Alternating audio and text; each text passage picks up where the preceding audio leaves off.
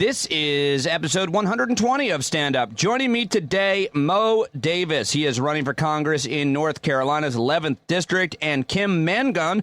She is running for Congress in California's 23rd District. They're both joining me for the conversation today, and also the great Christian Finnegan for our regular Friday chat. It's time to stand up with me right now.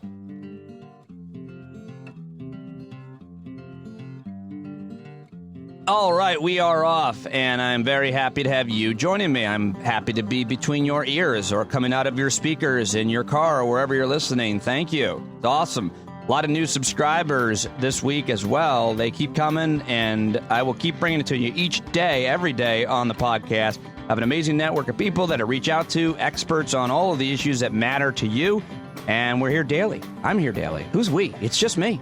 I'm doing it, and I'm loving it, and I appreciate your support.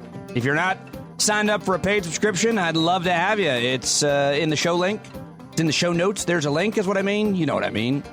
Excuse me. All right.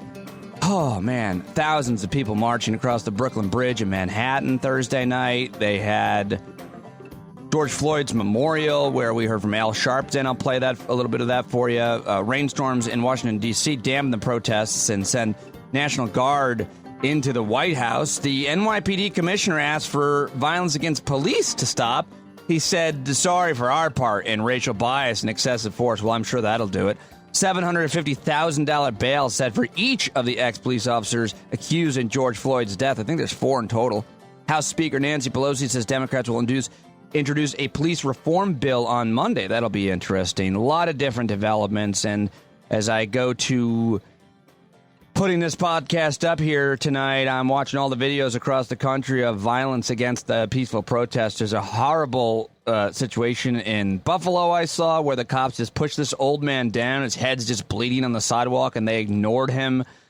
Oh, it's horrible. I watched a guy screaming and yelling at people in Montana. I saw cops beating the hell out of people again in New York. It's absolutely nuts. These cops just don't seem to understand that they're not doing themselves any favors. They don't seem to understand. It's just, I don't know what to say. You're watching it along with me. Did you see that guy on the bike trail in Maryland, I think it was, attack a little girl for putting up flyers in support of George Floyd? Absolutely horrific. I hope they caught that guy, by the way. Really terrible one. I wanted to fight that guy for sure. I'm not a violent guy, but I would have, if I were there. I heard a guy and a woman there that seemed to be with the young girl. I don't know. Maybe they were scared, but I would rip that guy's helmet off and beat him with it, and then I would have hit him with his bike a number of times. Again, I mean, not condoning violence, not promoting violence, but if you did that to my daughter, I'd have fucking wrapped you around that bike. And I can't believe that guy didn't get his ass kicked in that moment. Anyway, it's a horrible video. I've got a few things I want to play for you before I get to my guests. First of all, I thought this was an interesting development in Virginia where the governor there, Ralph Northam, announced that they'd be taking down a statue of former Confederate General Robert E. Lee. And I was also like, oh, they still have statues of Robert E. Lee? I'm a little bit sheltered here in the North, but there is no place for Confederate statues anywhere in America, and they should all be taken down. And I wish that if we're going to vandalize things, we should be vandalizing Confederate statues and emblems. They should tear all of those down all over the country and stomp on them. Anyway, here is Ralph Northam at a press conference today making that announcement. Think about the message that this sends to people coming from around the world to visit the capital city of one of the largest states in our country, or to young children.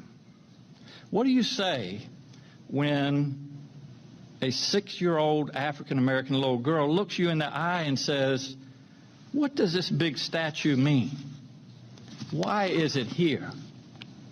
When a young child looks up and sees something that big and prominent, she knows that it must be important.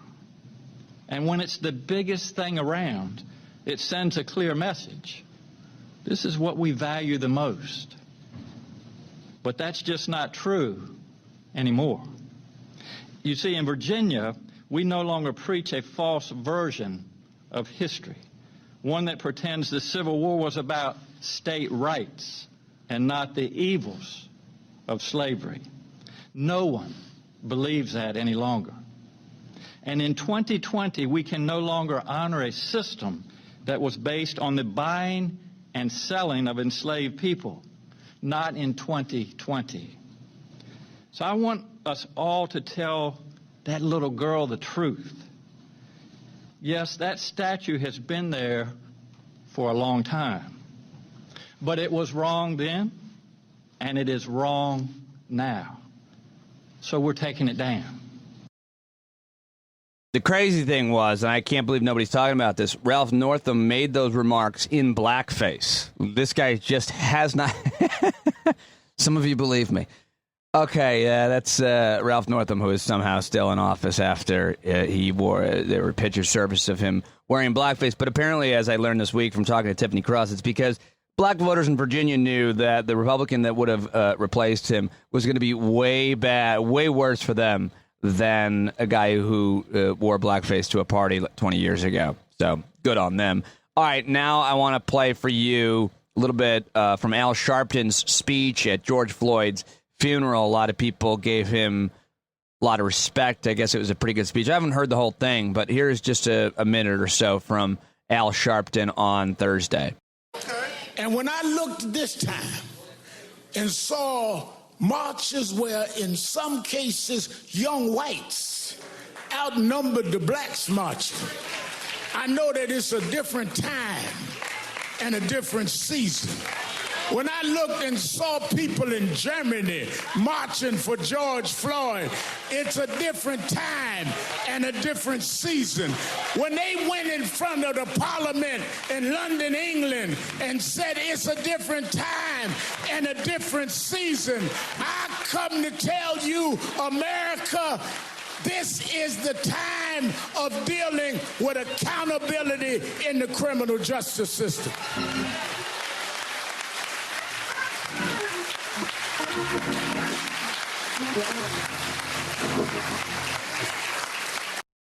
I love the organ player. Good stuff. Well done. Well played.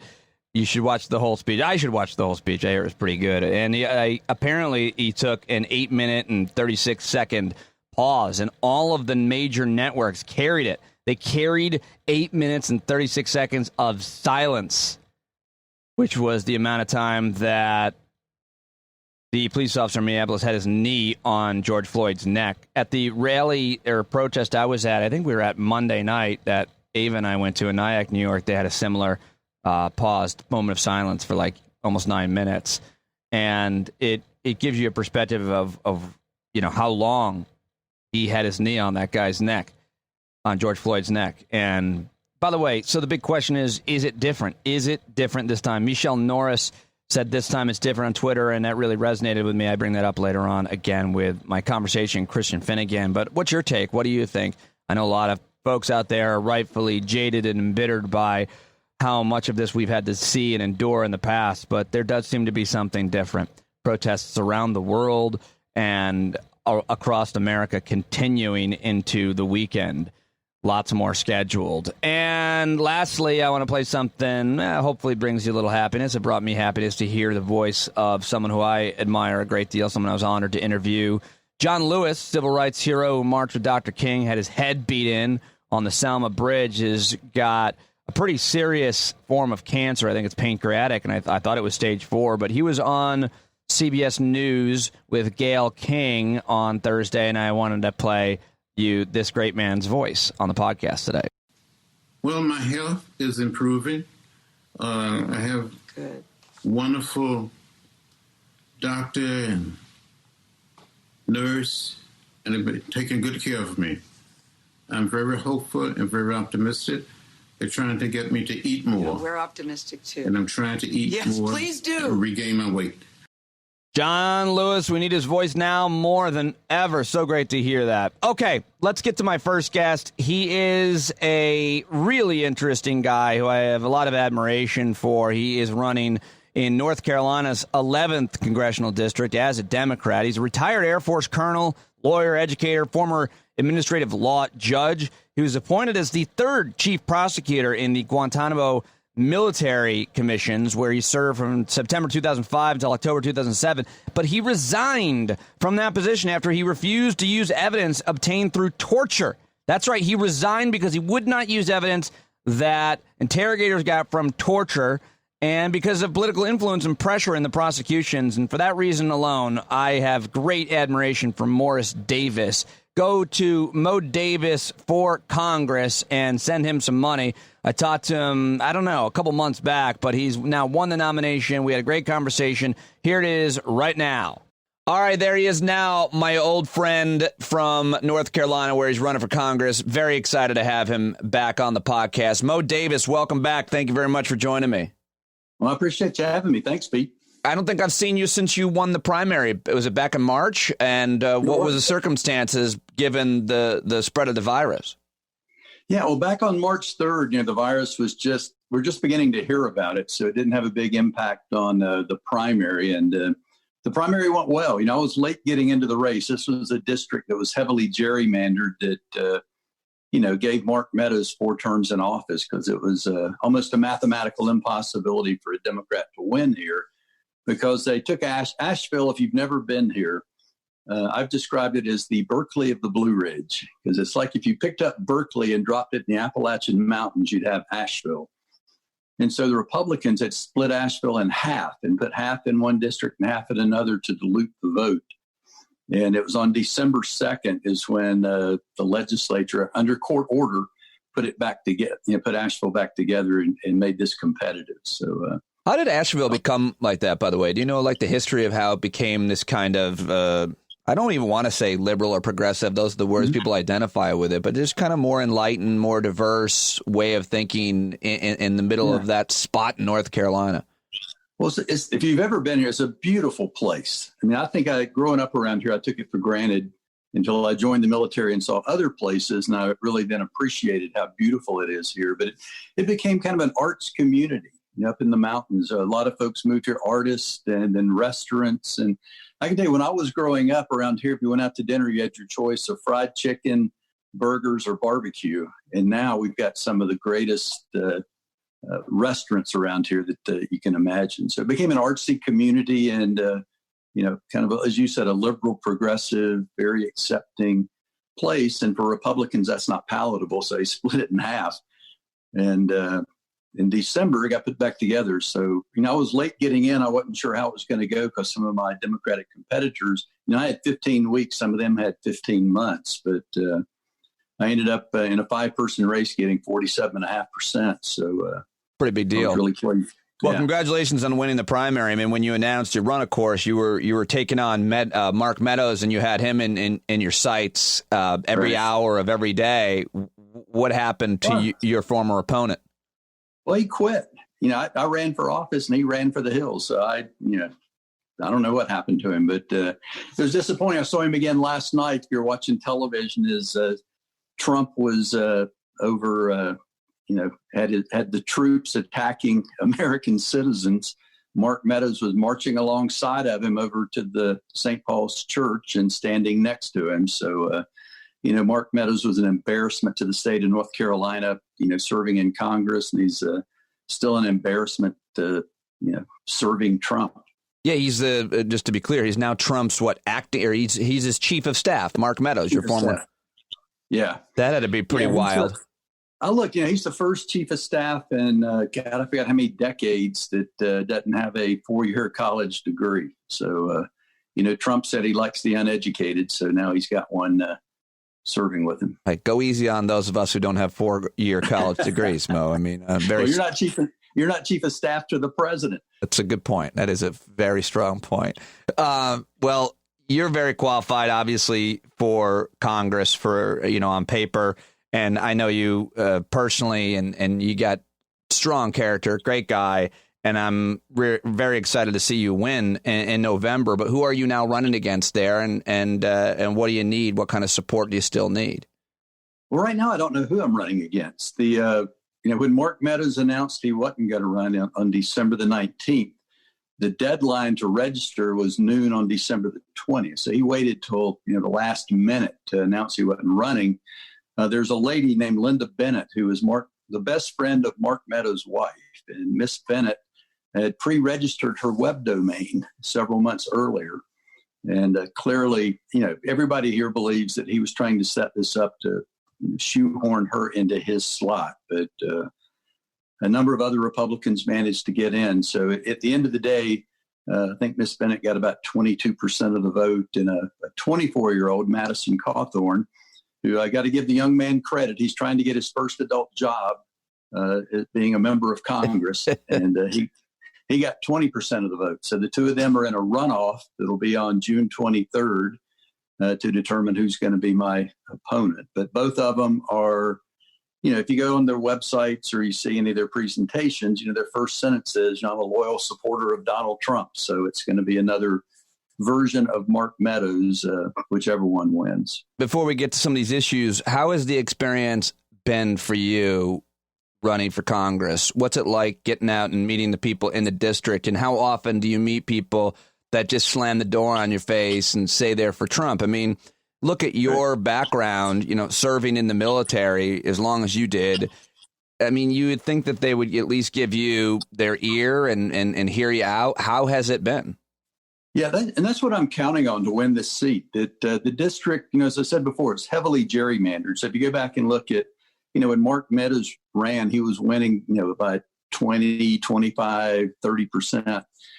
Because of the composition of the district. But under the new lines, it's still about a 6.5, 7 point Republican leaning district. So if every Democrat votes for me, I lose. So I've got to win some of those Republican votes.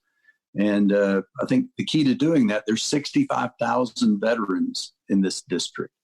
We've got a VA hospital here in Asheville. It's the hospital where my dad went, who was a 100% disabled veteran. So I remember over half a century ago, driving up here with my dad to go to the VA hospital. It's the one I go to now.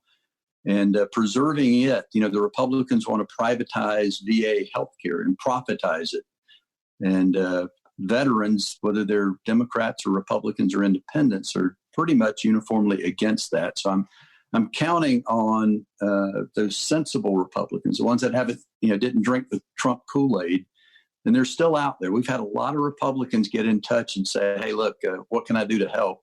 Many of them said, I voted for Trump in 2016 because I wanted somebody to go shake things up, but I never imagined this.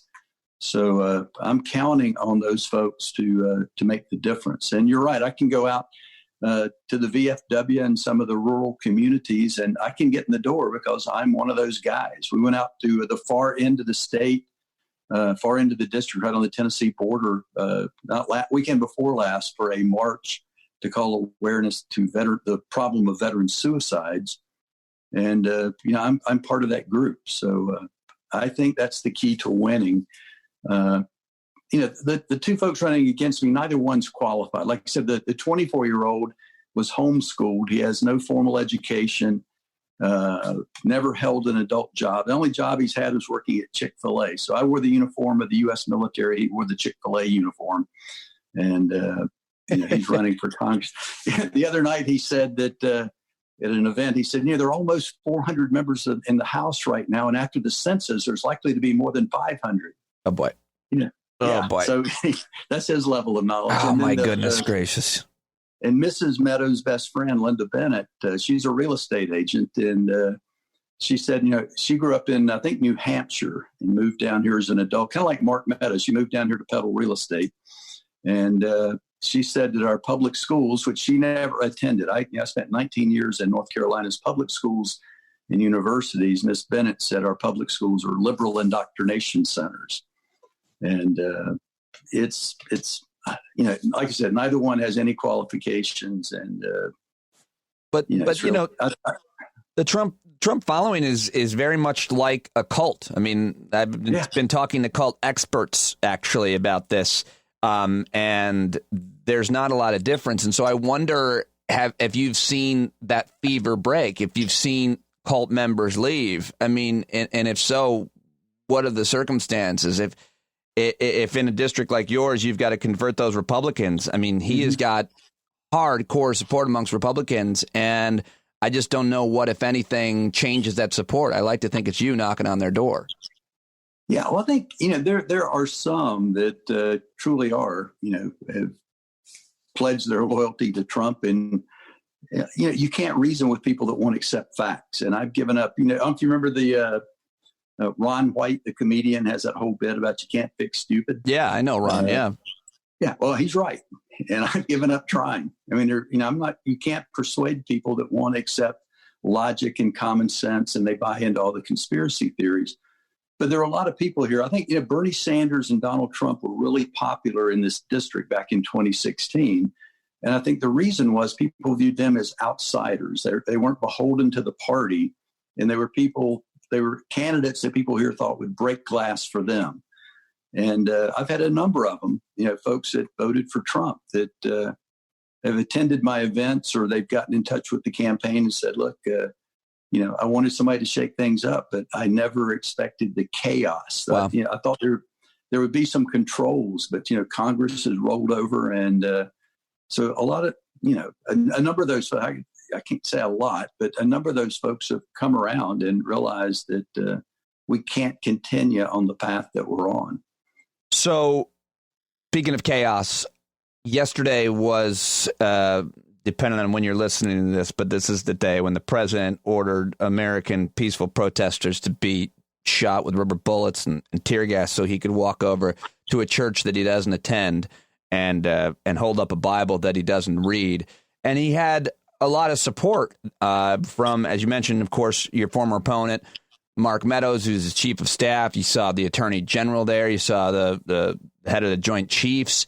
And I just wonder about that support that he has within his administration. You resigned because from your job in the military as prosecutor because you didn't like what was happening. And that's one of the reasons why I wanted to reach out. You always strike me as one of the people that I know that I've met that has the most integrity, enough integrity to resign based on disagreeing with a policy that you were asked to carry out. What do you make of all of these members of the military, high-ranking members that are carrying out this president's agenda? And how would you describe the events of yesterday?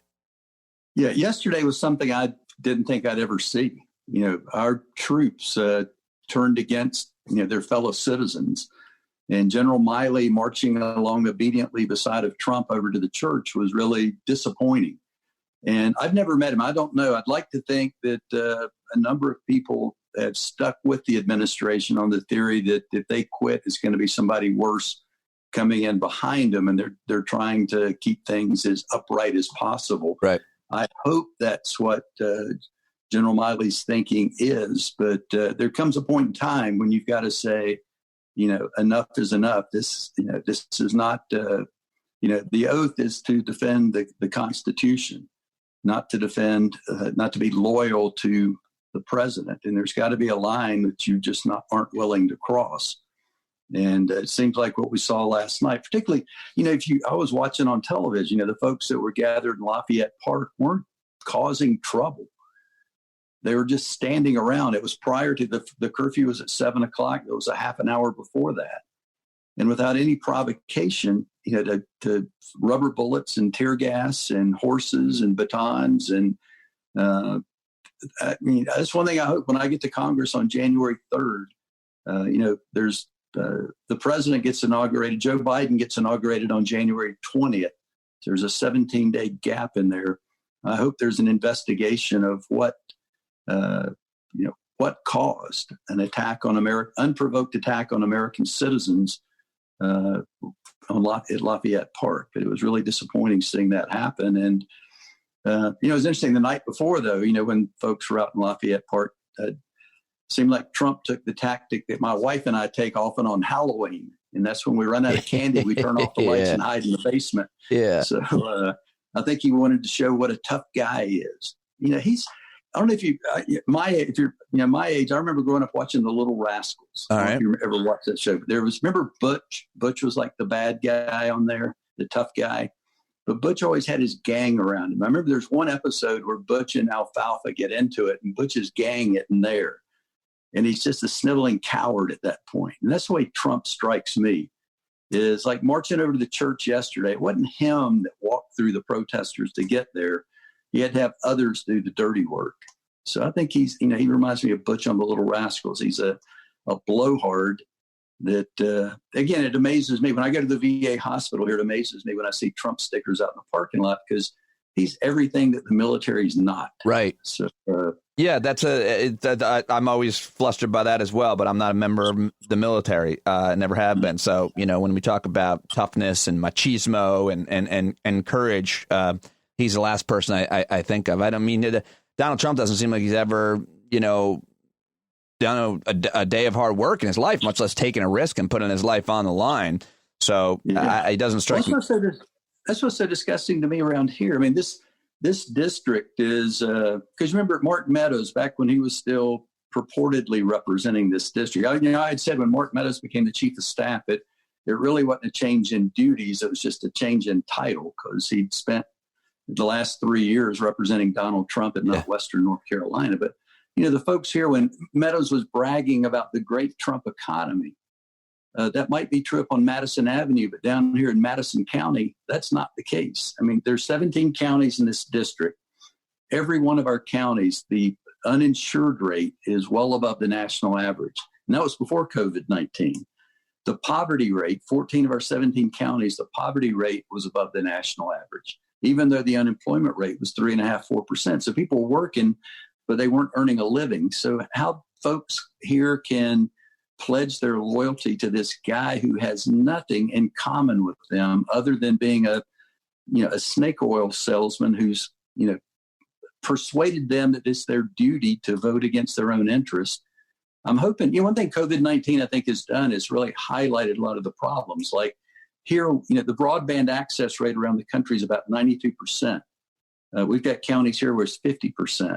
So kids can't do online education. You can't have telemedicine.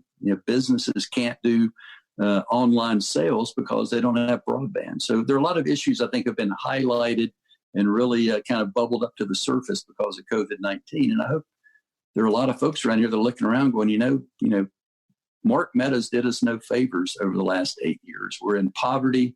Our kids are not getting the education they need. We don't have health care. We don't have broadband. So my argument is give me 22 months in office. I'll get sworn in on January 3rd of 2021, and I'll face the voters in November of 2022. So give me 22 months. If I don't keep my word, then it's your duty to fire me. But, you've been sold a bill of goods for the last 8 years, and you're falling behind. And I think we can do a lot better for Western North Carolina. You prosecuted actual terrorists, Al-Qaeda members, and I wonder what you think of the President of the United States and others considering a group with no leader who has killed nobody that identifies as Antifa as a terrorist group. And also, while we're at it, where are you, Moe Davis, on fascism? Pro or against? Against. And anybody that ever served a day in uniform that supports this fascist regime that we've got right now is just, incomprehensible. This isn't, again, I used to be a big advocate. When I was a professor at Howard University at the law school, I encouraged a lot of my students to join the military, and some did. But I right now would not encourage anyone because the commander-in-chief is unfit to serve. I'm really pleased to see that, the Lincoln Project, Steve Smith, Rick Wilson, Kellyanne Conway's husband, and many others, Joe Walsh, folks that are Republicans that are speaking up saying, hey, we can't continue on this path. So, I'm hopeful that there are a lot of folks like that out there that realize that this is not a sustainable course. We're not going to have a country left if we do this for another 4 years. So it's really disappointing. Again, I don't think when troops signed up that they signed up to go fight their fellow citizens. Do you see, how do you see this? I don't even want to call it a group, Antifa. I mean, it's just a bunch of young people who are mostly, if anything, committing property violence at these protests. There's no leader. There's no agenda. They don't have any blood in their hands, at least that I've known yet. I mean, how do you see the President of the United States has keeps naming them and has classified them as a terrorist group and is using it, it seems, to be the impetus for all of his, what I don't know if they're legal, but seemingly unlawful actions. What do you make of that? Well, yeah, you've always got to he's got to create chaos and us versus them narrative. In a time like this, even with COVID-19, before the whole George Floyd incident, the killing happened, we needed a leader that's uniting the country and bringing us together like we did after 9/11. The country pulled together, for a period of time. But we've got somebody in the White House who views his survival as contingent on creating chaos and division. So Antifa is just another, the boogeyman for him to take aim at. Like, he said he's going to declare them a terrorist organization. He can't. The designation of a terrorist organization has to be a foreign group, like Al-Qaeda or ISIS or a group of that nature. This is a domestic group. Now, some of them are criminals, and I won't dispute that. And it is disappointing. We've had here in Asheville the last couple of nights, we've had what started out as peaceful protests that as darkness rolled in. I don't condone the property damage, particularly a lot of these, restaurants and small businesses right. were already on the ropes from COVID-19. And for folks just to come in and, these folks had nothing to do with what happened to George Floyd, and to destroy their businesses, I don't condone. And I've been pleased. I don't know if you've seen a number of places where protesters have grabbed the criminals in the group and drug them over to the police. Yeah.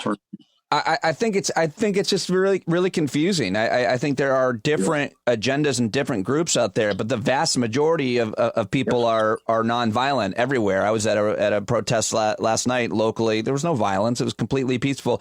But, that's not going to get reported on. That's not going to get sensationalized. Right. And so there are, some people that are committing violence, but they don't really have an agenda. And it seems like it's just like teenagers that are just out looking for trouble, like a lot of us did when we were younger. I mean, I got arrested for bashing mailboxes. I think I mentioned that on almost every episode. Because we were bored, and we committed vandalism because we were bored. We got caught because we did it during the daytime because we're idiots, and we had to do community service and repair all those mailboxes. But it was a matter of being a teenage kid and not having direction and not having something to do, frankly. I feel like it's mostly that. I mean, they don't have a purpose for why they're doing it. And I think a good contrast, compare that to the guys with the assault rifles taking over the Capitol in Michigan, and Trump praises them as heroes. So it's white nationalists. There are a number. There's blood on their hands for sure. And you never hear any criticism of them. It's the Antifa. I'm not aware of there being any deaths you can attribute to them. Again, I don't condone any of the criminal behavior, and it's unfortunate that there are folks that are, like you said, there are mixed motives. I think the majority of folks are there because of the racial injustice. Which again, the George Floyd thing is just. I mean, the guy was accused of passing a fake $20 bill. And, it wasn't like he was, they were chasing down somebody they thought had committed a murder. And, what they did is just inexcusable, and it's got to be addressed. But I think the folks that are protesting that are being, it's a real disservice to his memory and to the folks that are standing up for him to have the criminal element mixing in with them. What will you do as a congressman to try to understand America's history of racial injustice? And if anything, change the way police departments respond and reform law enforcement? Yeah, that's one of the things that I mentioned. I've got a 24-year-old running against me on the Republican side, who worked at Chick-fil-A, but he's endorsed by 10 Republican sheriffs in this district. Now look at that. I've got an undergraduate degree in criminal justice. I'm a certified law enforcement instructor by the state of North Carolina. I spent my career in the military I've tried over 100 cases. I've written a dozen briefs on criminal cases at the Supreme Court. I was the chief prosecutor that Bush handed Khalid Sheikh Mohammed over to. And, folks here endorsing a 24-year-old who... what do you make of that? 10 sheriffs endorsing this douchebag kid and giving your bona fides? Did you even make an effort to reach out to those sheriffs? What did they say to you? Yeah, I haven't. No, I haven't. I haven't. Crazy. COVID-19 really threw a curveball in our campaign plans. Yeah, fair enough. So a lot of the things that we wanted to do, we haven't been able to do. But it's clearly, the partisanship, where he's got an R next to his name. So it doesn't matter that he's totally unqualified for the job. They're going to support him because he's got an R next to his name. And it doesn't matter how qualified I am. I've got a D next to mine. And I'm hoping and I believe that, there are a lot of people that are smarter than these 10 sheriffs that are willing to side with incompetence, just because it's a member of their team. You mentioned the small number of folks that are kind of hijacking the protests now. We had a group here, the Reopen North Carolina were staging events, and they had one here in Asheville, and they were going to, shut down Asheville. And I was pleased, like you said, they get a lot of attention. They get the press attention because they make a lot of noise. And when they had their event here in Asheville, I think you could have fed the whole group with a bucket of chicken because it was about 10 or 12 people that showed up. So it's that noisy minority element that gets all the attention, and it's the majority. Like our governor here in North Carolina, Roy Cooper, I think has done a good job of being reasonable and practical in trying to address COVID-19 with the restrictions and trying to reopen. I think he's trying to strike the right balance. And the overwhelming majority of people in North Carolina support him. But it's that very vocal minority that tends to get all the attention. Well, listen, pal, it's great catching up with you. I know you got to get back to the campaign, and I appreciate you joining me here on the show again, and I'll talk to you again anytime you want. MoeDavisForCongress.com, MoeDavisForCongress.com. Go make a donation right now and support this guy. He's a great guy with as much integrity as anybody I've ever met, and I'm so glad that you're in my life, and very happy to see how well you're doing, and can't wait to see you in Congress. Well, thanks, Pete. I really do appreciate it. Take care. Stay safe. You too. All right. MoeDavisForCongress.com. Send him a couple bucks and tell your friends down there in North Carolina, if they live anywhere near Asheville in that 11th district, to spread the word. We got to get him in Congress. He'd be great. And I really like that guy, and so happy to talk to Moe again.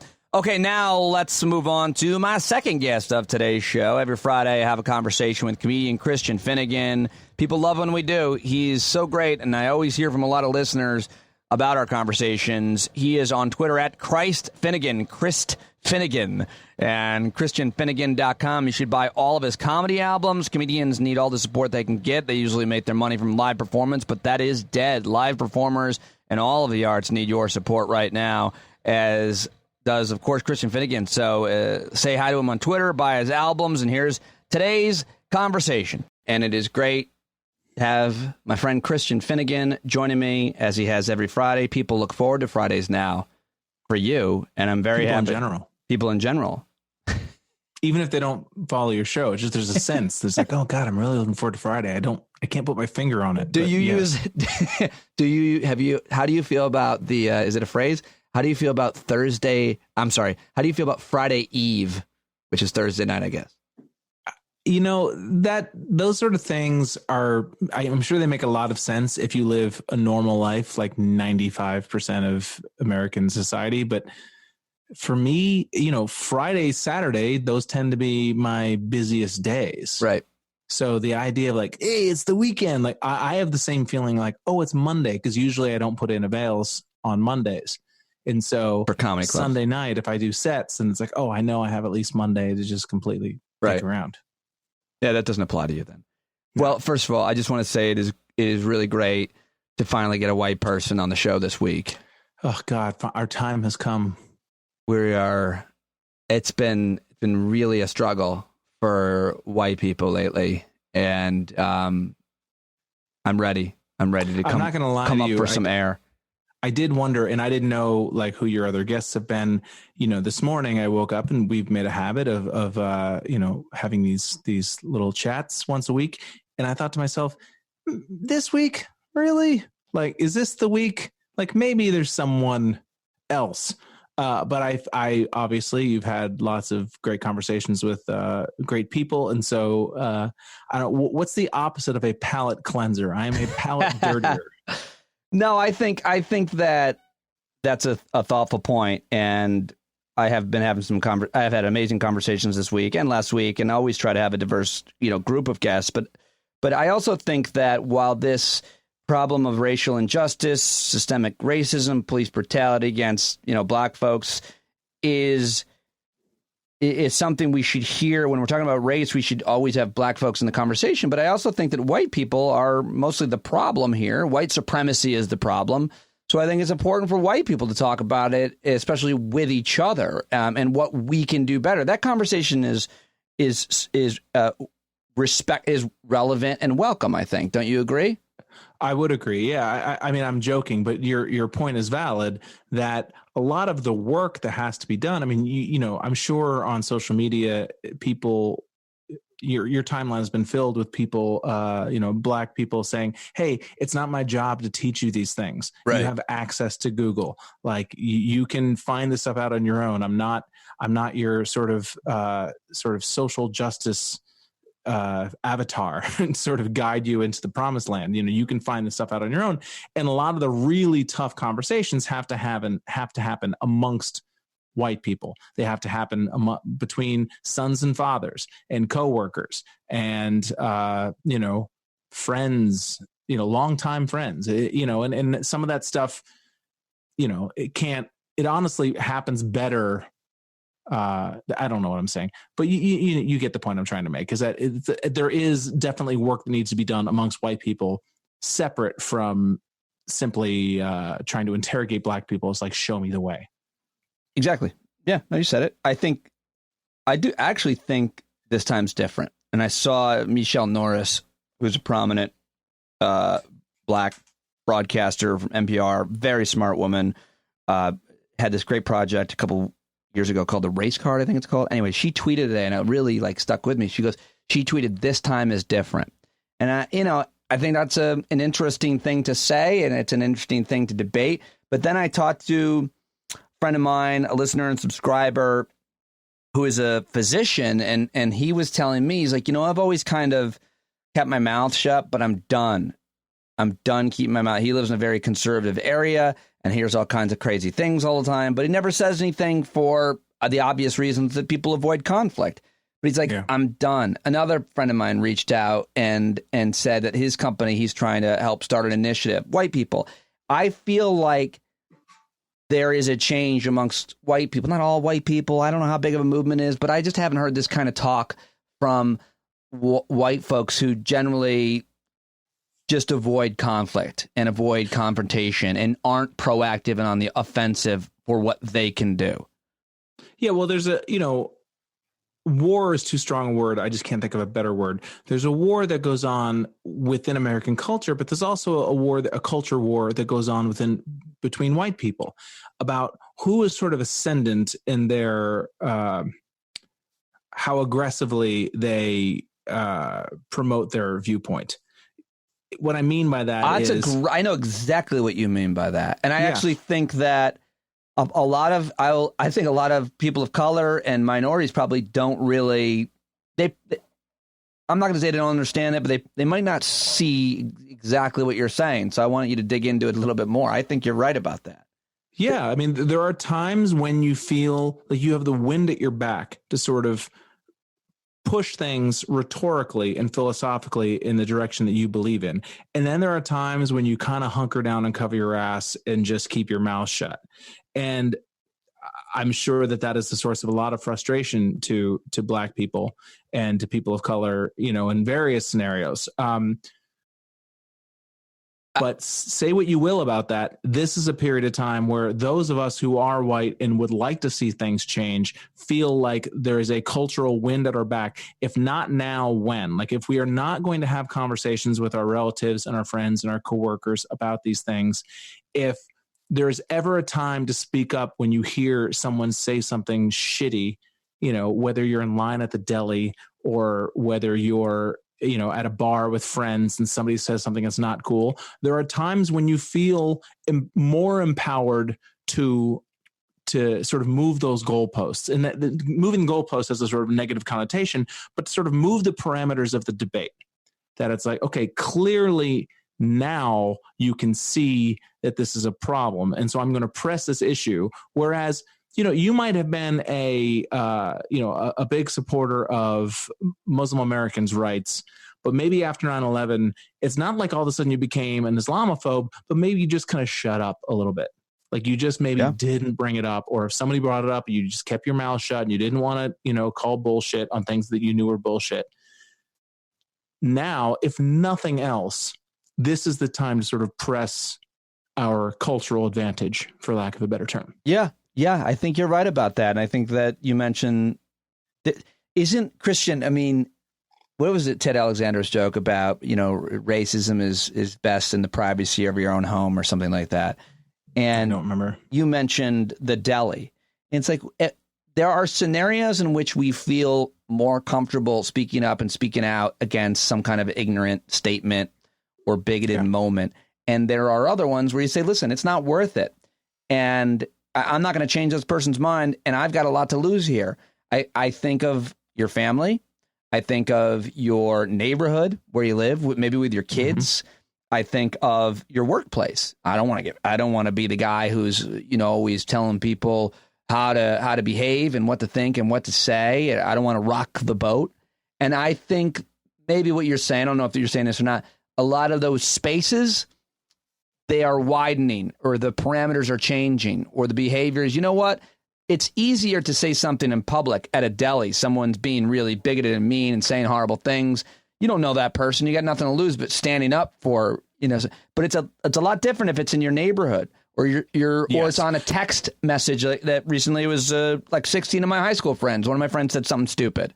High school friends is exactly the example I was going to use. Okay, next. Go ahead. But that's exactly what I'm talking about. It's like a Facebook group of people that you grew up with, and you're all friends. And hey, remember when we were on the soccer team, and Jim took a shit in the middle of the field? Whatever your personal anecdote is, but that's a weird one to pick. I took a piss in the middle of a field during a timeout.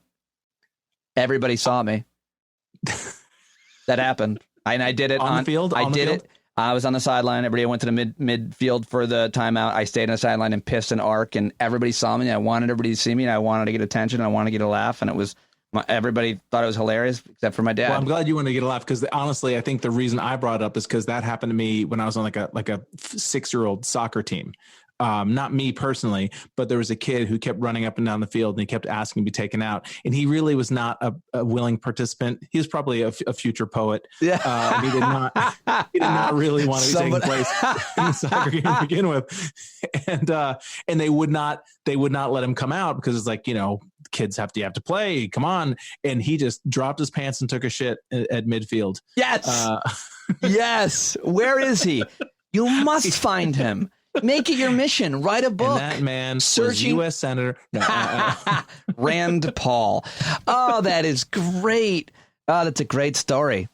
But there is an opening to sort of have these conversations and to say the things that maybe a year ago we would have felt not like we were afraid to say necessarily, although perhaps, but that it was just a waste of time to say. I wonder if there's a parallel to be drawn, and forgive me if everybody's made it and this is super unoriginal, but with the LGBT movement, where companies started saying, if you're anti-LGBT, we're not going to hire you. We're not going to, buy from you, whatever. And that really has become a major thing. We're starting to see that change with guns. But if it's on race, where the rules and the words and the parameters have always been confusing, and everybody's filled with all kinds of different ignorance, what if it changes the market? If it changes office culture, not the Me Too movement, like we've seen so much social change where certain things, behaviors are just unacceptable. But it does seem like race, certainly specifically with black folks, is the last vestige of, to the point where Drew Brees made those ignorant comments, the New Orleans Saints quarterback. Like, what was he thinking? Is he that stupid? I mean, it's by the way, I think that he's around black people his entire career. How could he be so unbelievably ignorant? Maybe he wasn't.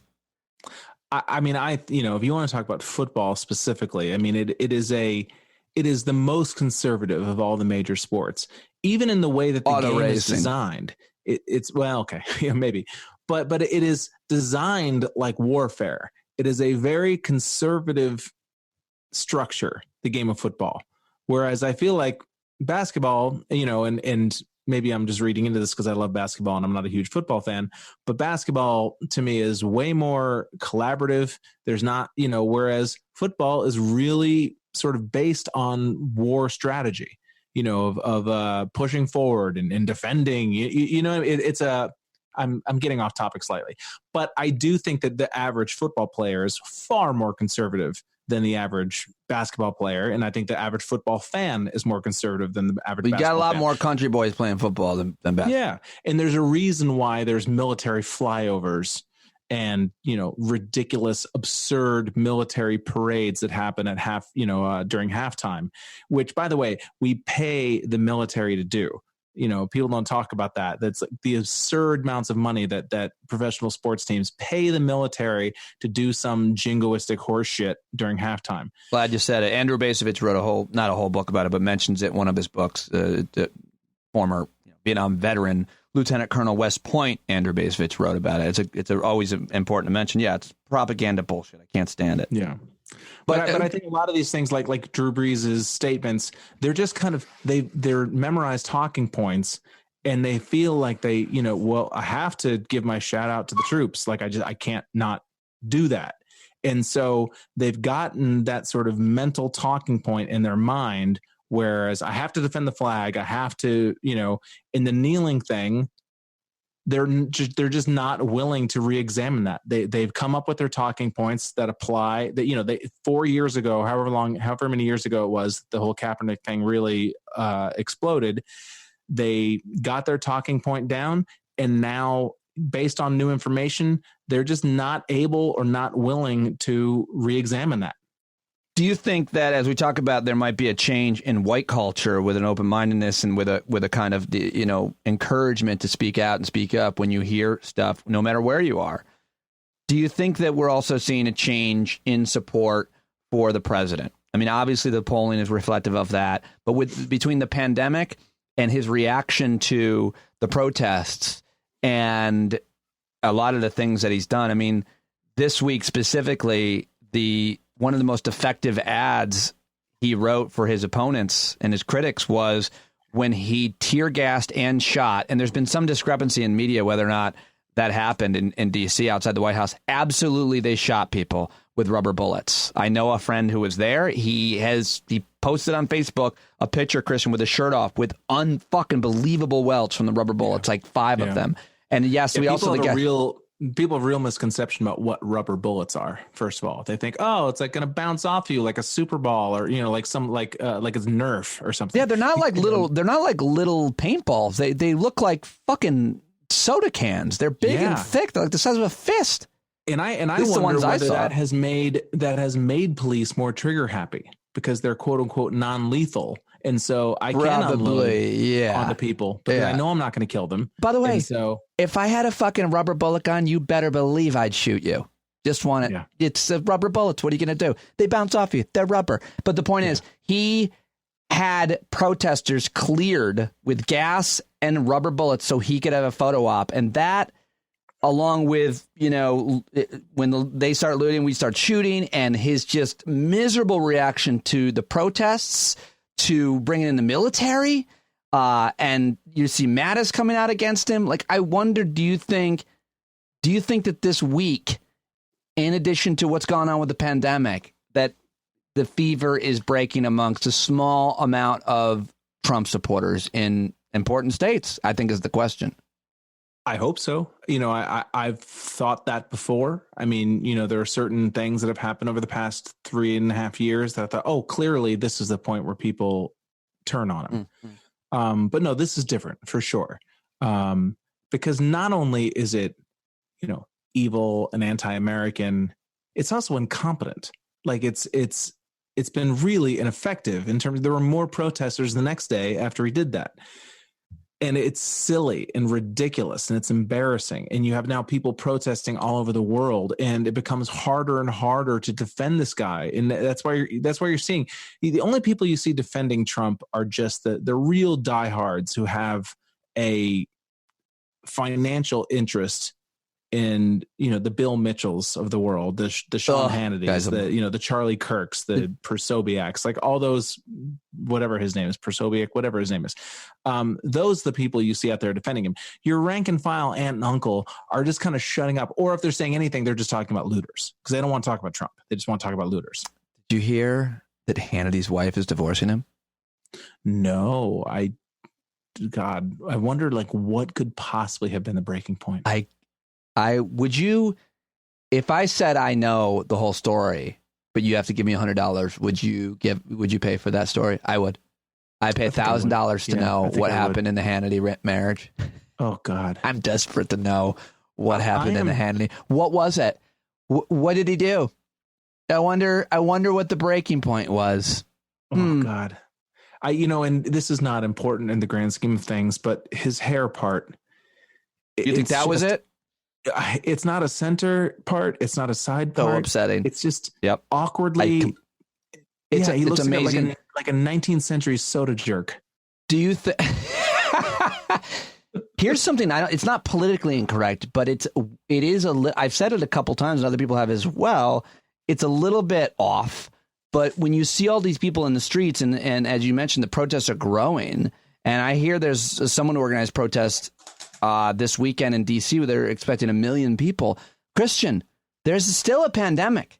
I mean, and that's I see all these pictures of people out in the streets, and I'm like, I'm so happy people are finally out in the streets. My daughter and I went to a rally locally a couple of nights ago, and it was great. It felt good. It was raw. It was tough to see, but some of the things, but it was great to be out there with all that energy. I understand. No, we should be very clear that we're kind of fucked. I'm you think genuinely, truly concerned. Honestly, I'm concerned no matter which way it goes, because if there's a huge spike in cases, that's obviously awful. And if there isn't, that's going to make people be like, it was all a hoax, so we can go back to regular life. And then that will cause a huge spike. Comedian Dave Smith. Do you know him? Yeah.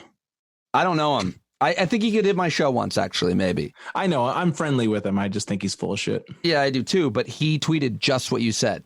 Do you think if nobody gets sick after all these protests, we're finally going to realize the government's been lying to us? Or something. I'm paraphrasing. But I was like, yeah. But I can't imagine that there won't be. I mean, people are out there. Smartest kid in the 8th grade, Dave Smith. All right. So the other thing that's going on, and you mentioned this, you showed me that you sent this article. By the way, that's my opinion of all libertarians, not just Dave, who I get along with personally, but that's my basic take on all libertarians. Like, oh, you're like a guy who discovered political philosophy 2 weeks ago and is really excited about it. That's a really, really accurate take. I feel the same way. It's very amateurish. The whole ideology seems. Yeah, it's like you just read Ayn Rand or whatever, and that radicalized you. I get it. It's all based on it's as if there's no chaos and people don't act certain way. Like, it's all based on this idea of like, well, this is how things should work. It's exactly the thing that people complain about socialists and communists. Like, oh, this is a utopian idea that's just not the way people actually are. It's like the libertarians are the exact same way, just on the other side of the continuum. Yep. I think that's a great way of describing it. So, there are law enforcement in the streets of D.C., at least, and maybe elsewhere, but we've seen in D.C., I'm hearing a lot about this, and a lot of people are talking about it, where they have no insignias. They don't have any labeling on their uniforms. And folks, everybody's talking about this, and I don't know how that's legal. What are your thoughts on the fact that it looks like The Handmaid's Tale, by the way, the way they're posing in front of the Lincoln Memorial. Somebody said that on Twitter, and I was like, oh my God, that's exactly right. What do you make of there being law enforcement in the streets and you don't know who they work for? As far as I'm concerned, they could be a fucking, 3%er white supremacist militia. Who knows? That's the problem, is that all legitimate, quote unquote, law enforcement are trying to look like civilians, or they're not identifying themselves as law enforcement, and civilians are all trying to look like accredited law enforcement. You see these idiots with long guns. How am I going to know the difference between a Bureau of Prisons employee who, that's what those dudes out in front of Lincoln Memorial, they did narrow it down. They figured out that they were from the Bureau of Prisons, some division. Well, they didn't. They shouldn't have to figure it out. You should have you should have a fucking badge with your name on it. I mean, I understand undercover policing. I'm for that. I think that's necessary. But this isn't that. This isn't under. You These can't. are troops. These are. If you're wearing a uniform, if you have a gun, if you openly are carrying a gun, you need an insignia. People need you need a badge number. You need to be identified, not just for my safety, but for your safety, for the safety of other officers, so that they don't shoot each other, they don't murder each other. And if I'm walking down the street and somebody beats me with a billy club, I need to know that that person is actually a state employee and not just some rando who has a hard on to beat on people, which which they've become completely unshackled at this point. If you're an idiot who just wants to go out and beat on people, who's going to stop you? Who's going to stop you? Nobody. Especially if you look a certain way, if you present yourself as conservative, if you wear something looking military-esque, if you wear a Make America, Great Again hat or whatever, who's going to stop you? There's, in an official capacity, not just, protesters who might step in, but from a law enforcement capacity, who is going to protect you from vigilantes, be they white supremacists or otherwise? Yeah, good points and really important question, and everybody should be asking that. But I mean, I don't know. I want to talk to somebody who can explain how this is possibly legal, even to be out there like that without a badge and a label. It's not. I guarantee you, it's probably not legal. It's got to be challenged in the courts. But nobody has time for it. What are you going to challenge it in court? I'll see you in 2023 when that's finally decided. It's the Wild West out there right now. You think we're going to make it to 2023? That's so quaint. Didn't you hear about the asteroid? Did you see the news about there's an asteroid? People are cheering for it. Well, it's just when we're all citizens of the United Tri-States, and then we'll have to get passports to visit whatever region is below the Tri-States. Although you say Delmarva, Texas is Biden is neck and neck in polling in Texas with Trump, and one poll. It's one poll, and who knows what it means. But what we're seeing right now, I mean, he is plummeting in polls in important swing states, much less none of those states matter. All the traditional swing states, if Biden wins Texas, because it's got so many electoral votes, it's game over. Well, first of all, just because that means he's going to win other places as well. Yeah. But yeah, I mean, this is, they say that an injured animal is most dangerous. That when an animal is near death is when it's, going to lash out the most. And so, people I think a lot of people assume that totalitarian dictators and strongmen, that they wake up in the morning as private citizens and say, one day I'm going to be a dictator. It's like, no, they don't. They just ascend the ladder of power, but their personality is what it is.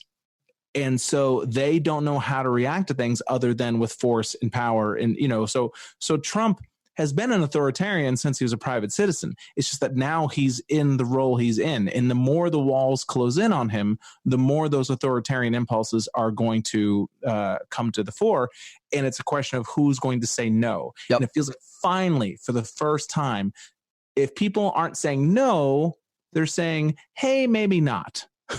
Which is better than nothing. If only they were Republican senators, and we'll see if that changes. You're starting to see some cracks. I know you wanted, and I'm glad that you did mention something about the head of the NYPD's Police Benevolent Association, guy named Patrick Lynch. Yesterday when I talked to a police officer from Savannah Police Department, Patrick Skinner, he talked about how he is such a pro-union guy, always has been, but not the police union. And they don't have them down south, of course, but where he is anyway.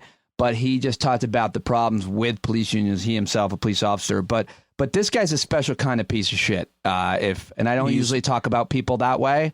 I really don't. At least publicly, I don't. But the PBA president, Pat Lynch, is well, you're more familiar with his record than I am. I've only read the article you sent me. Well, I'm not familiar with his article. I'm sorry, with his CV in great detail. But over the past 15 years, he is, in my mind, one of the single biggest pieces of shit in New York City. And I would I would also include William Donahue from the Catholic League. Oh, good. Well. That's a real list that you've got going there. Yeah. Well, and it's not a coincidence that they have the same role, essentially. And also, Wayne LaPierre, the mouthpieces of these, what they call unions, but are really political power committees, or their I don't know what their apparatusi. What is the plural of apparatuses? It's apparatusi. Apparatusi, but they are the mouthpieces of political movements for all intents and purposes, or political small p, that they sort of leverage power within a structure. And the police, and there have been people over the years that have really tried to draw a line between public unions and private unions, that the police union has an ability to leverage power in a way that other unions do not, in my opinion, in a very dangerous way. That a police union, if you see, de Blasio came into New York City and he was presenting himself as a reformer, and I'm going to change everything. And then the police union basically was like, no, you're not. And he had to basically buckle to them, because all they have to do to get power over a mayor or a governor is to just stop doing their job. Stop doing their job and to let crime occur in specific areas and, be a little lazy and not protect people. And then all of a sudden, everyone's house is getting broken into, crime, there's graffiti on the walls. And then everyone's like, oh my God, we got to do something about crime. And that is a really dangerous power to hold over a citizenry, in my opinion. Yeah, it's like we basically either have to give you exactly what you want, or you're going to let, chaos. But I wonder if all of these images of police officers beating the shit out of people who are peaceful. Now, I'm not talking about people who are breaking down windows and stuff. People have less sympathy for them. But I mean, peaceful people on their hands and knees, an old man with a cane. They drove through the. They drove the car into people. And obviously police have been injured as well and even killed this week. But I wonder if seeing all of these images and videos is changing the kind of reputation of law enforcement in America. They're not doing themselves any favors with the violent reactions to peaceful protesters, especially. They're just not. And I wonder if police departments are going to lose the kind of traditional support that they had from traditional communities that supported them. And I also wonder what changes, if anything, as a result, because what you just said about the power and leverage that they have. But I think we're seeing some change. And my final point about it is I can't stand, Christian, when law enforcement plays victim. It really irks me. Yeah. It's number one, it's a job. You chose that job. It's not like being you are rewarded very handsomely. Well, not everywhere, but yeah. I'm saying, in terms of pension and public benefits and things like that, you are, that is where you are rewarded. You're not rewarded with just complete fealty from the public and deference and, ass kissery. They have this propaganda that it's a dangerous job. It is a dangerous job, but it's not even in the top 10 of most dangerous jobs in America. I think the number one dangerous job in America is loggers. Not kidding. I think a lot of those outdoor agriculture work, chopping up fucking chickens at a meat process. There's a lot more dangerous jobs, firefighters. But this idea that we're supposed to, that they are the victims and that this mentality that they have to be the punisher and they're in a war against their own communities. That shit is being exposed, and I don't know. Nothing irks me more than that idea that they're victims. And also, just the kind of people that we groom to be police officers really needs to change.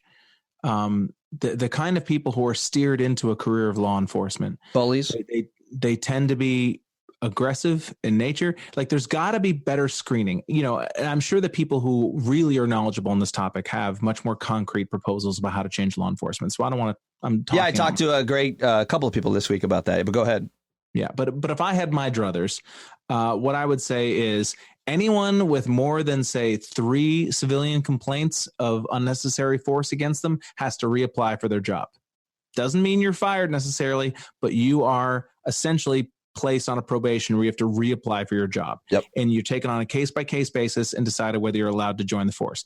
Secondly, I think that we need to change the screening process in the same way that the military does. The military, you can argue whether they're effective or not. They try to screen out psychopaths.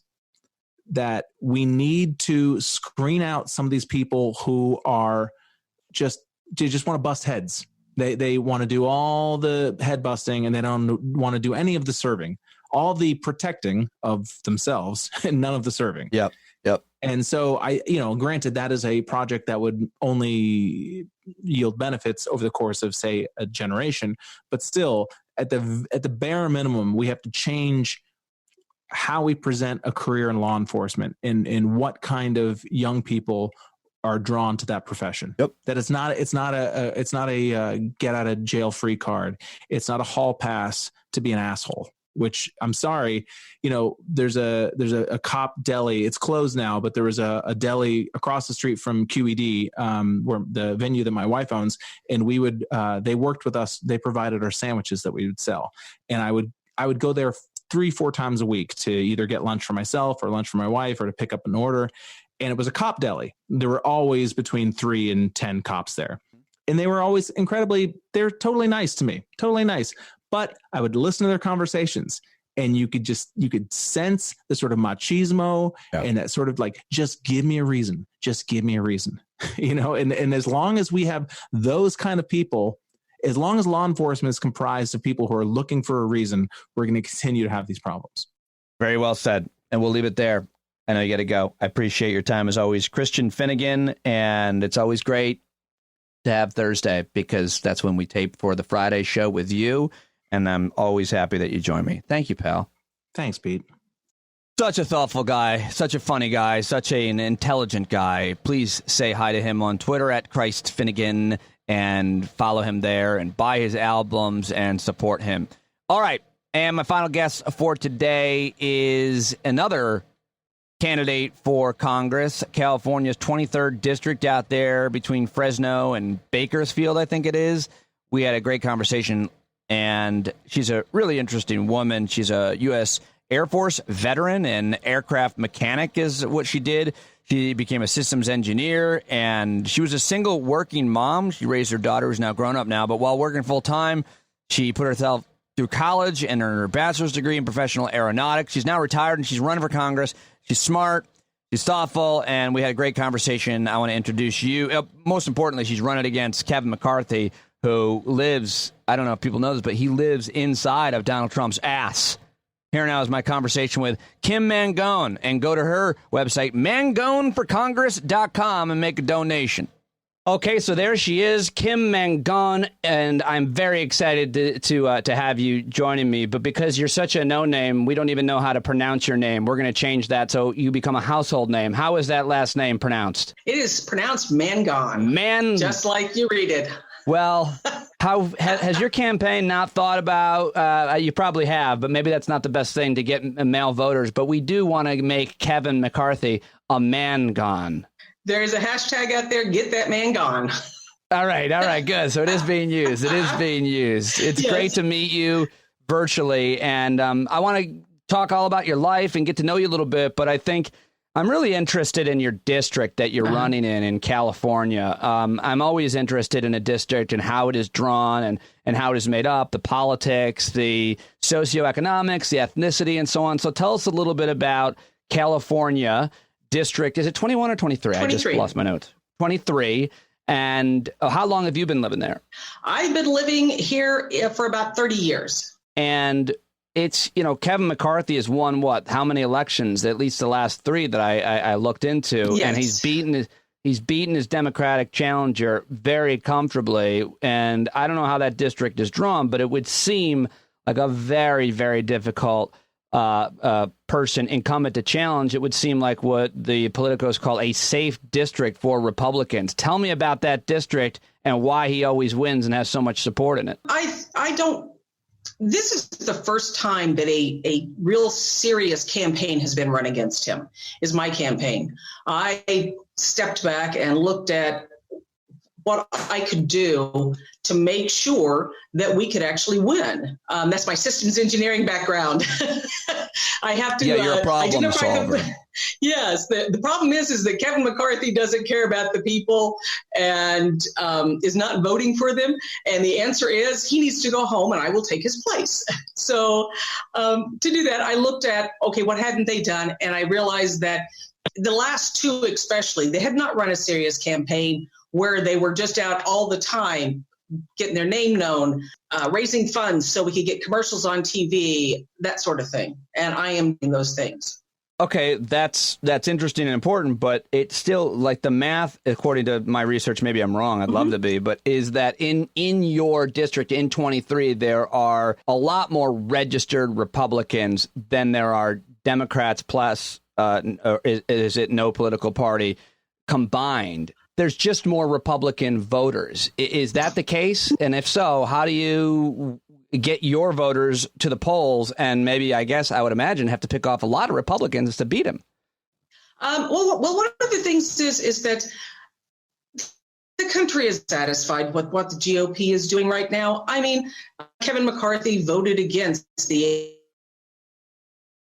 ACA pre-existing conditions. And people are starting to really understand that.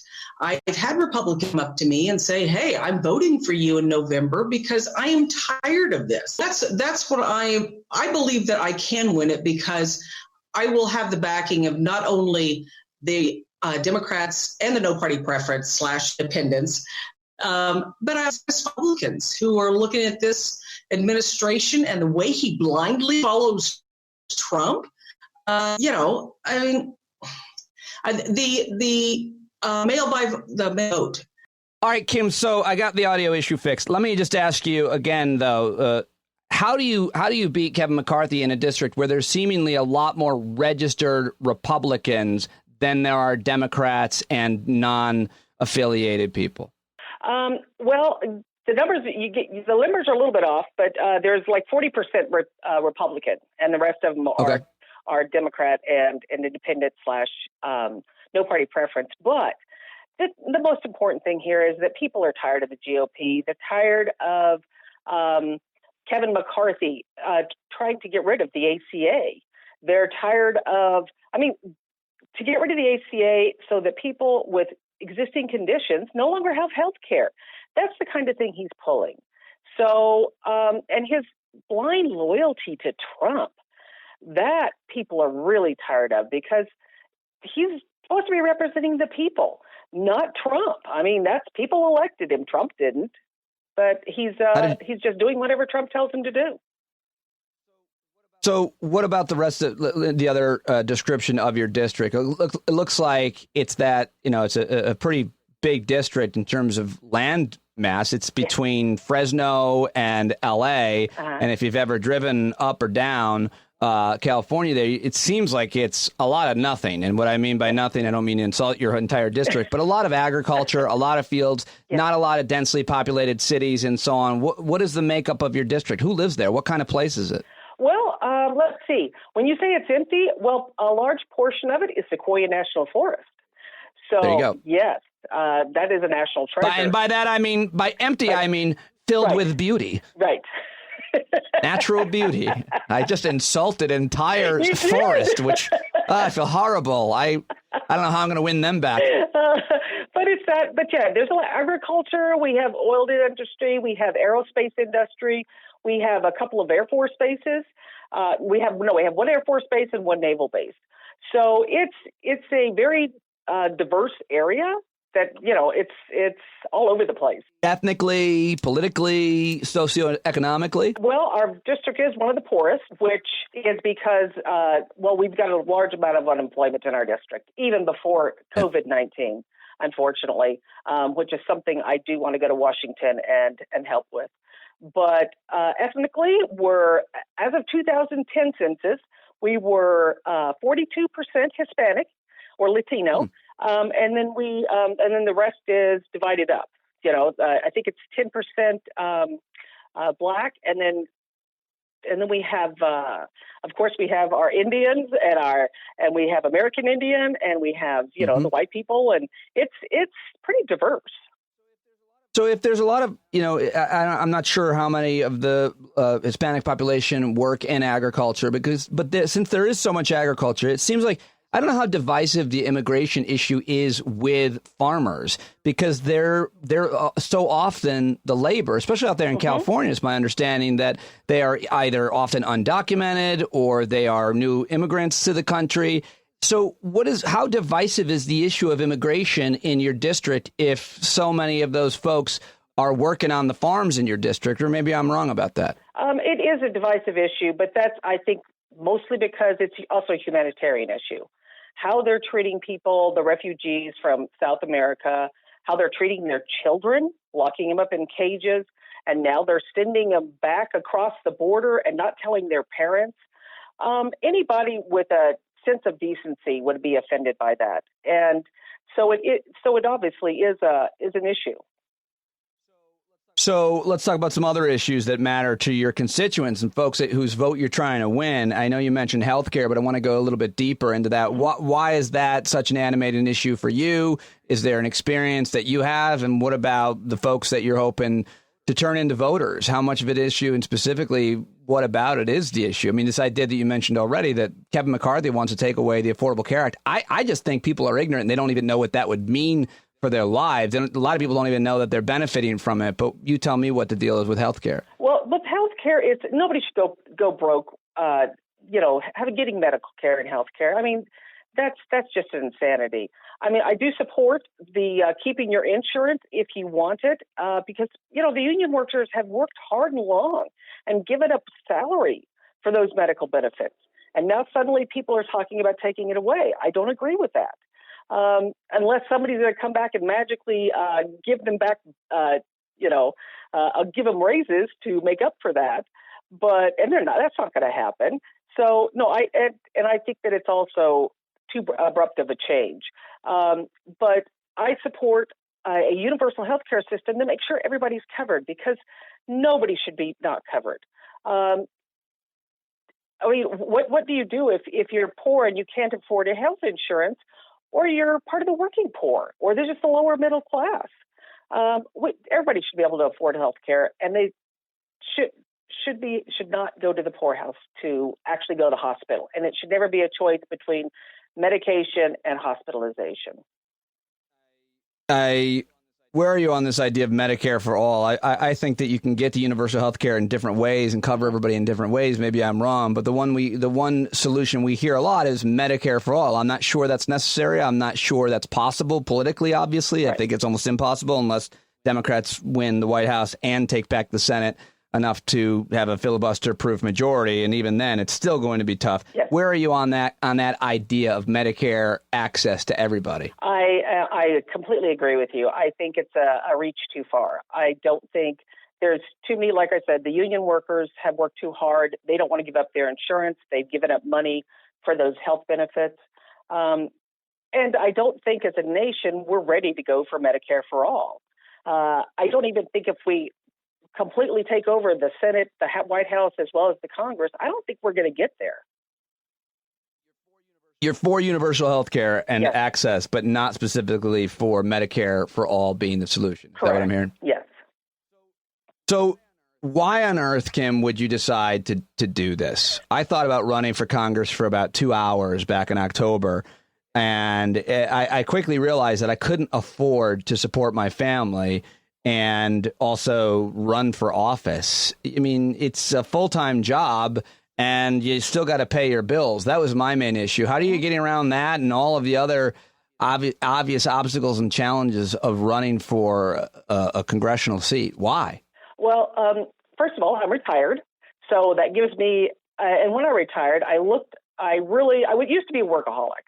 I will freely admit I used to be a workaholic. And once I stopped being a workaholic, I took a step back and said, okay, what am I going to do since I took an early retirement?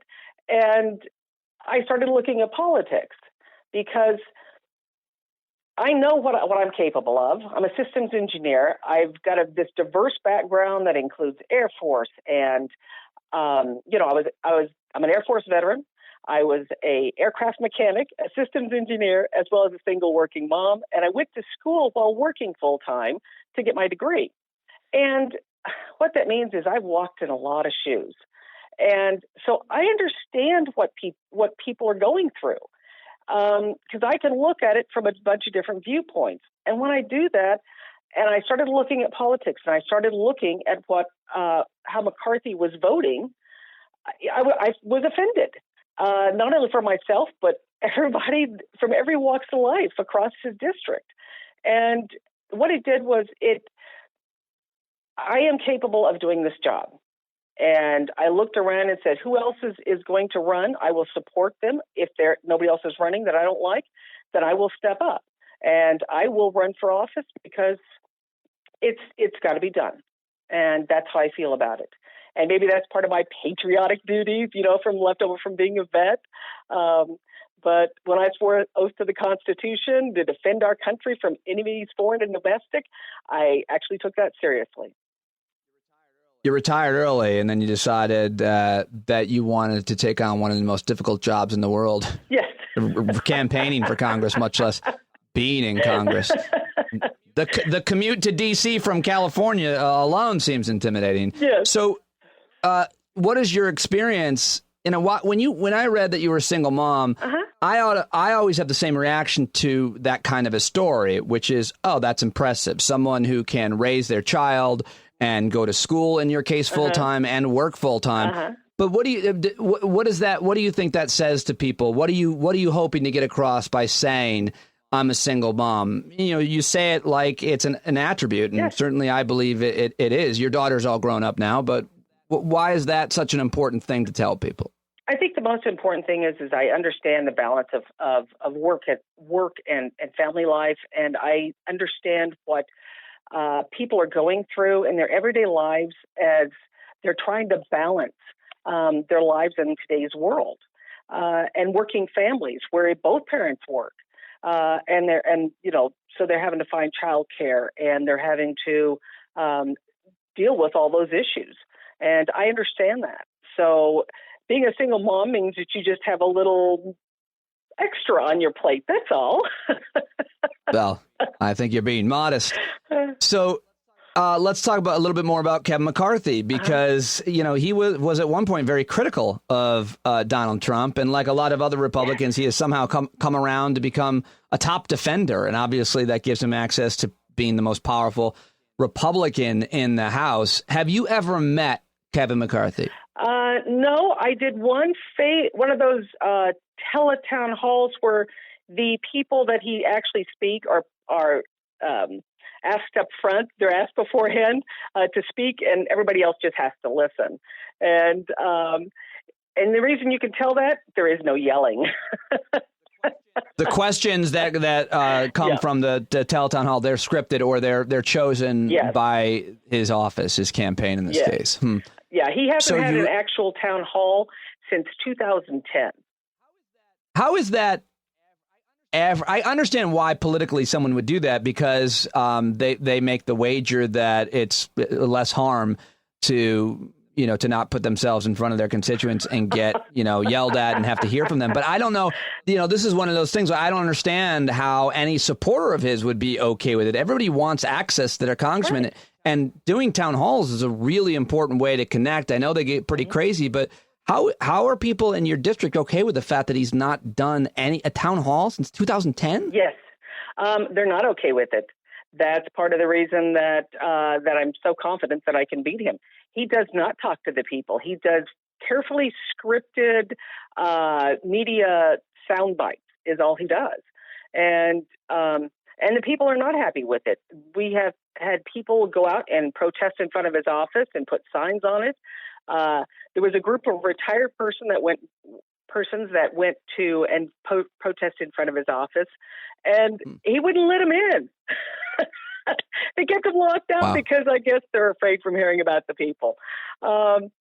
Yeah. Will you promise right here now on the podcast that you will have town halls at a regular frequency if you are elected? Yes, I will.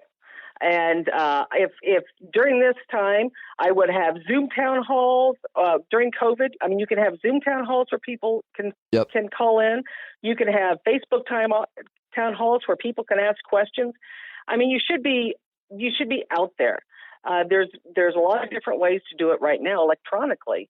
And he's just, like I said, he has no interest in what the people have to say. That's why he doesn't have town halls.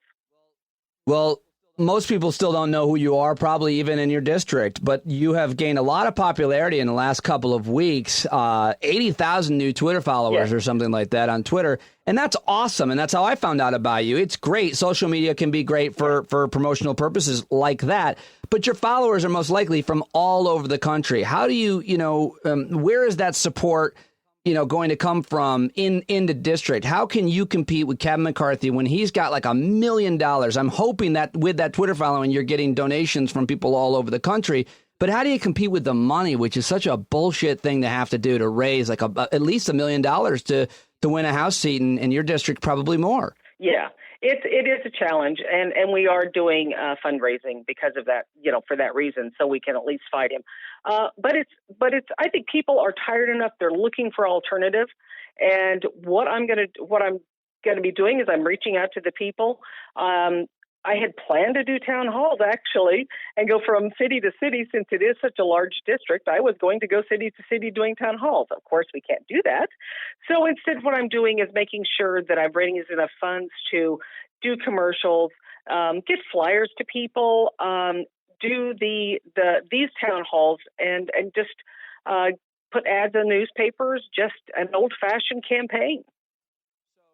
So one of the reasons for your popularity, I think, is recently is that people are so outraged by the fact that Kevin McCarthy has given white supremacist Steve King his seats, his responsibilities back in the House. Mm-hmm. And of course, maybe he thought we wouldn't notice that, but everybody did notice that. It's so outrageous. He stripped him for good reason because Steve King is an outspoken white supremacist.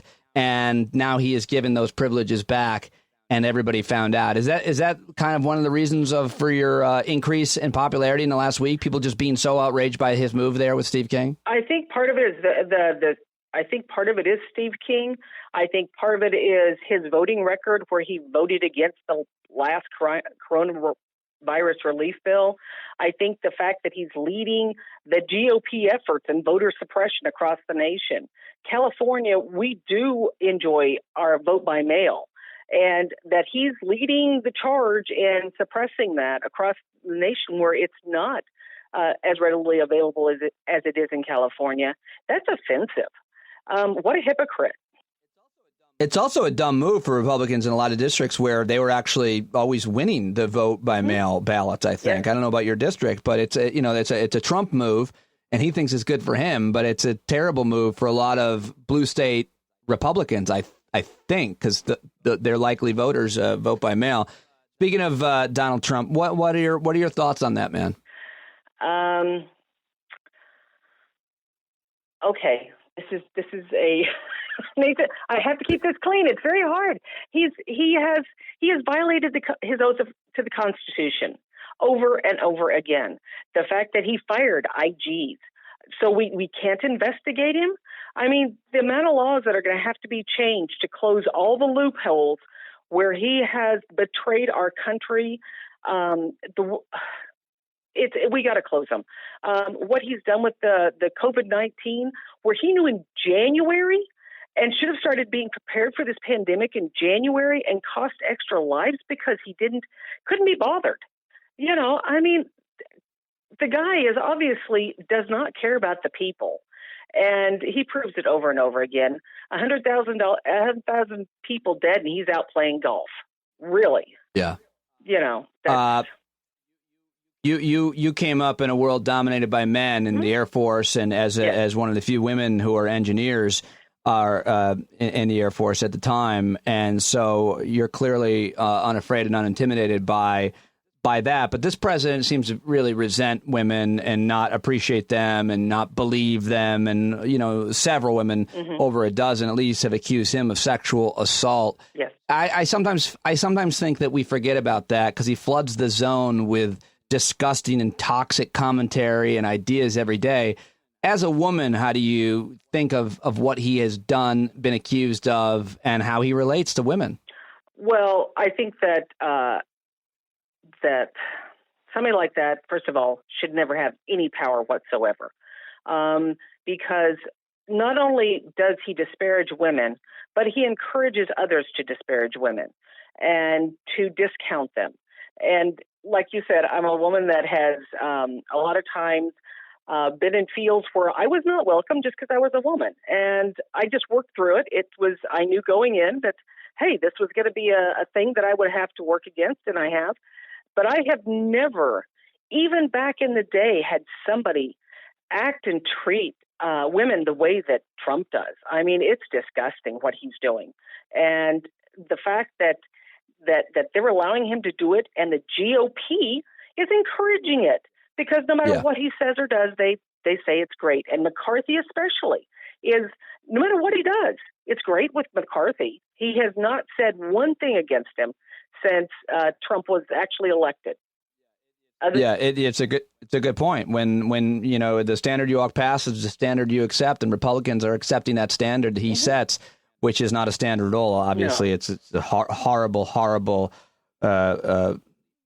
the way that he treats women, and always has, and they look the other way. Not to mention minorities. As we're talking right now here on Friday morning, we're witnessing a horrible scenes all over the country where there are protests all over the country, especially in Minneapolis. What is your relationship with the issue of racial injustice? And if you're elected, what, if anything, can you do about it? Because that's not just certainly at all, even remotely close, Donald Trump's fault. This was a problem long before he was on the scene.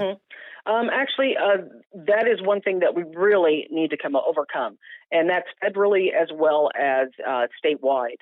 I mean, every state in the union has got this problem, and we need to start working on laws or working on educating people that this isn't right. I think that under Trump's reign, I'm going to call it a reign because he hasn't acted like a president. He has encouraged this behavior. I mean, do you really think that we would have seen 4 years ago that we would have seen this cop doing? I mean, he basically just stood there and killed the guy, kneel there and kill the guy. And do you really think that would have been in any way socially acceptable, before Trump? So he's made it worse. It's more blatant. Well, I think it probably, sadly, I think it was socially acceptable before Trump. And we saw these videos coming out, and people were outraged then. But we had certainly had a different Department of Justice, Civil Rights Division, and but nonetheless, it's still horrible. Yes, so it is absolutely horrible. What about the environmental issues? That's the top issue for me in most days. And, there's a lot of jobs to be had in renewable energy out there in California. You mentioned the unemployment rate. I mean, can't you just cover your district in windmills and solar panels? Well, our district is covered in windmills and solar panels. What we're doing, though, is we're not training the people living here in those jobs for those jobs. So, companies are bringing people in from out of state to work on the jobs because our people aren't trained. We need to start training people on those jobs. And, for the environment itself, okay, I'm going to express this one because when Trump said California couldn't have more stringent EPA laws than the federal, McCarthy backed him up. We have always had our own laws out here. And what happened to states' rights? The Republicans keep talking about states' rights, but they're not. They took away ours. How is that acceptable? We have Sequoia National Forest. That's right. I mean, that's a national treasure, and he doesn't care. McCarthy does not care about that it's a national treasure. He thinks it's perfectly okay to open it up to whatever Trump wants to do to it. So I'm offended by that. Overall, I do support the Green New Deal. I think because of my systems engineering background, I see it as a concept. It's not a plan. It's not a way to there's nothing in place to say this is how we're going to put this in place in our country. And that's one of the things I want to go to Washington to do is work on that of how we actually get the concepts in the Green New Deal put in place. Is there anybody in Congress right now that you're in touch with or that you have admiration for that you learn from or would model either your campaign or your, if you win, your office to? Because, you think about there's some pretty great women that got elected from California. I think, is Katie Porter in California? She's my hero. Yeah. Well, there's one. Yes. Who are your political inspirations? My political inspirations, like you said, Katie Porter, obviously. Elizabeth Warren, because she's always got a plan. She doesn't just, say, okay, let's do this, and that's it. She actually goes forward and puts a plan together. And that's what I would like to do. Nancy Pelosi, although she isn't liked by the right at all, she's actually hated by the right. But you look at her determination to make sure that the people and the people, especially during this crisis, are covered. That determination, you got to admire it. Yeah, for sure.